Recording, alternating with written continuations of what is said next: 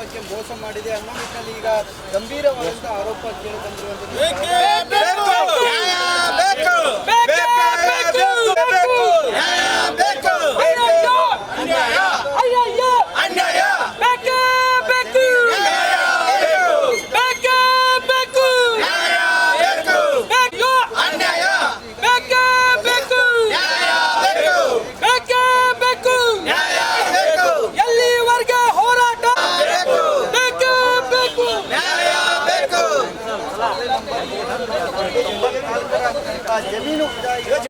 ಪ್ರತಿಭಟನೆ ಎದಕ್ಕೆ ಮಾಡೋದು ಅಂದ್ರೆ ಖಾನಾಪುರ ತಾಲೂಕು ತೀರ್ಥಕುಂಟೆ ಗ್ರಾಮ ಅಲ್ಲಿ ತಾತೋಬಾ ಕಾಮ್ಕರ್ ಅಂತ ರೈತರಿದ್ದಾರೆ.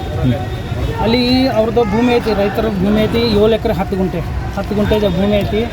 ಅವ್ರು ತಾತೋಬಾ ಕಾಮ್ಕರ್ ಅವರ ಬ್ರದರ್ ತುಂಬ ನಿಮ್ಮ ಅಣ್ಣಂದ ಹೆಸರು ಆರಾಮ್ ಕಾಮ್ಕರ್ ಅವರು ಇವ್ರಿಗೆ ಆರಾಮಿಲ್ಲದೆ ಟೈಮ್ಗೆ ಬಂದ 2 ಎಕರೆ ಭೂಮಿ ಅದು ಕ್ವಾರಿದವು ಕೇಳೋದನ್ನು ರಮೇಶ್ ನಾಯ್ಕ್ ಅಂತ ಅವ್ರು ಕ್ವಾರಿದವರು 2 ಎಕರೆ ಭೂಮಿ ಕೇಳೋದಾರ 15 ಲಕ್ಷ ರೂಪಾಯಿ ಎಕರೆಗೆ 2 ವರ್ಷ ಲೀಸಲ್ಲಿ ಕೊಟ್ಟರೆ 2 ಎಕರೆ ಜಮೀನನ್ನು ಅವ್ರು ತೊಗೊಂಡು ಉಳಿದ ಜಮೀನು ನಮಗೆ ಚಲೋ ಇದು ಮಾಡಿಕೊಟ್ಟು ನೀರು ಕೊಡ್ತಾರೆ ಮತ್ತು ರೊಕ್ಕನೂ ಕೊಡ್ತಾರೆ ಅಂತ ಹೇಳಿದ್ದಕ್ಕೆ ಅಂತಮ್ರದ 1 ಎಕರೆ ಭೂಮಿ ಕೊಡೋಣ ಅಂತ ಅವರು ಬಾಂಡ್ ಮಾಡ್ಕೊಂಡಿದ್ದಾರೆ. ಬಾಂಡ್ ಮಾಡ್ಕೊಂಡಿದ್ದ ನಂತರ 2 ವರ್ಷ ಲೀಸ್ ಮಾಡ್ಕೊಂಡು ಇವ್ರಿಗೆ ಗೊತ್ತಿಲ್ಲ. ಅವ್ರು ರೈತರ ಪಾಪ ಅವ್ರಿಗೆ ಓದಕ್ಕೆ ಬರೋಂಗಿಲ್ಲ. ಅವರು ಬಾಂಡಲ್ಲಿ ಸೈನ್ ಮಾಡಿ ಕೊಟ್ಟಿದ್ದಾರೆ.